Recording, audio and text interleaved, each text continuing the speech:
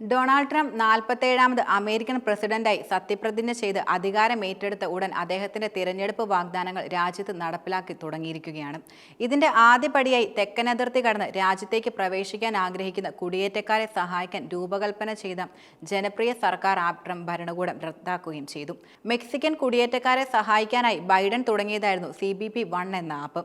തന്റെ ഉദ്ഘാടന പ്രസംഗത്തിൽ അനധികൃത കുടിയേറ്റം തടയുമെന്നും അമേരിക്കക്കാരെ ഒരു അധിനിവേശത്തിൽ നിന്ന് സംരക്ഷിക്കുമെന്നും ട്രംപ് പ്രഖ്യാപിച്ചിരുന്നു.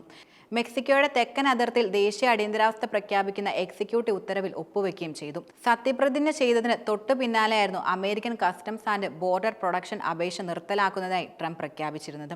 മുൻ പ്രസിഡന്റായ ജോ ബൈഡന്റെ കീഴിൽ അവതരിപ്പിച്ച CBP-1 ആപ്പ് കുടിയേറ്റക്കാർക്ക് തെക്ക് പടിഞ്ഞാറൻ അതിർത്തി പ്രവേശന തുറമുഖങ്ങളിൽ കൂടിക്കാഴ്ചകൾ ഷെഡ്യൂൾ ചെയ്യാനും ലോട്ടറി സമ്പ്രദായത്തിലൂടെ പ്രവേശനത്തിന് അപേക്ഷിക്കാനും അനുവദിച്ചിരുന്നു. ആപ്പ് ഇനി ലഭ്യമല്ലെന്നും നിലവിലുള്ള അപ്പോയിന്റ്മെന്റുകൾ റദ്ദാക്കിയെന്നും CBP വെബ്സൈറ്റിൽ അറിയിപ്പിൽ വെളിപ്പെടുത്തിയിട്ടുണ്ട്.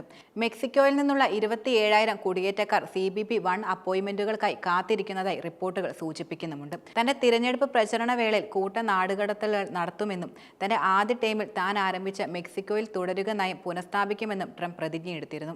എല്ലാ നിയമവിരുദ്ധമായ പ്രവേശനങ്ങളും ഉടനടി നിർത്തുമെന്നും ദശലക്ഷക്കണക്കിന് ക്രിമിനൽ വിദേശികളെ അവർ വന്ന സ്ഥലങ്ങളിലേക്ക് തിരികെ പോകാനുള്ള പ്രവർത്തനങ്ങൾ ഉടൻ ആരംഭിക്കുമെന്നും ട്രംപ് തന്റെ ഉദ്ഘാടന പ്രസംഗത്തിൽ വെളിപ്പെടുത്തിയിട്ടുണ്ട്. മയക്കുമരുന്ന് കാർട്ടലുകളെയും മെക്സിക്കോയിൽ നിന്ന് പ്രവർത്തിക്കുന്ന മറ്റ് വിദേശ ക്രിമിനൽ സംഘങ്ങളെയും നേരിടുമെന്നും അദ്ദേഹം വാഗ്ദാനം ചെയ്തിരുന്നു.